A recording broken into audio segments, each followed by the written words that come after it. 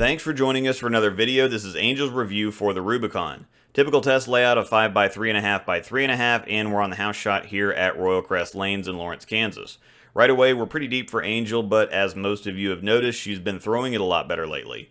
Got a little out of practice the last couple of years, but has put in a lot of work lately, and it shows up great on video. It's hard to find a ball reaction that doesn't look good for her, to be fair. Some fit her game better than others, but she's got such a great speed to rev ratio in combination with her angle of rotation that I notice more when something doesn't look great for her. That throws up big red flags.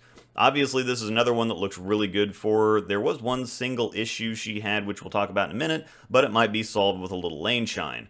We'll have to wait and see on that, but let's talk ball reaction. The new Rondure core has idle icon core RG and differential numbers at 249 and 052 and 15 pounds, but has a middling asymmetry with a PSA strength of 011. Bit more torque than symmetrics, not as much as most stronger asims. This basically gives you the feel of a symmetric core with a low weight hole to increase the differential and flare. More firmness and consistency down lane than most sims, but not as torquey as most asims. The issue that showed up for her was a few extra 10 pins than usual. The ball strength, extra bit of torque, and the natural sharpness of the E-Trax S20 cover, which is this year's version of the solid idle pro cover, got her deep to get it down the lane, but was burning a bit too much on the back end.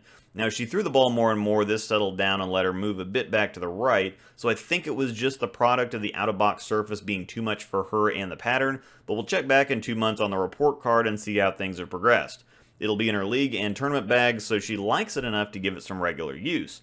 Now that's a big segue into the first ball comparison with the Coda X, and I didn't mention this in my review, but there are major Alpha Crux and Coda X vibes here. With the smoother nature of the Catalyst core from the Crux series and the medium strength R2S solid cover on that super strong Rad 4 core in the Code series, they both produced a smooth and controllable reaction on the lane with more consistency on the back end.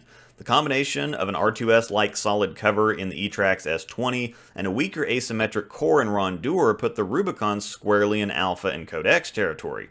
Angel has a lot of use on her Code X and it's got some lane shine on it, so it's a little weaker and rounder than it was out of the box, but when it was new, the similarities are solid. The Code X is one of Angel's favorites, so with the Rubicon feeling so similar, she's pretty excited, and that's why it's going straight in the bag for everything. The next comparison is to the Axiom, and while the NEX cover on the Axiom is stronger than E-Trax S20, the Rondure core with the extra asymmetric kick is stronger than the Orbital core. The Axiom is aggressive and also pretty sharp for a nano-based symmetric, and while they play about the same area on the lane, the Axiom is still even a bit rounder down lane than the Rubicon, and the major difference shows up when you start covering a lot of boards. They'll look similar from straighter, but once you start to get deeper, that's where the symmetrics slow down and round out more, but where the asims still dig and finish firmer. The Axiom, for its strength and nature, still pulls up pretty good from angle, quite impressively actually, but the Rubicon is still visibly handling the angle better. Lots of Axiom use on tour so far, the pros are all really impressed with it, and I think the Rubicon's going to find its way into a lot of tour bags too. Typical asymmetric stuff is just too strong for them most of the time, but the Rubicon has its own slot, and I think it'll find its way into a lot of bags for everyone. The Rubicon releases on September 4th. Thanks for watching.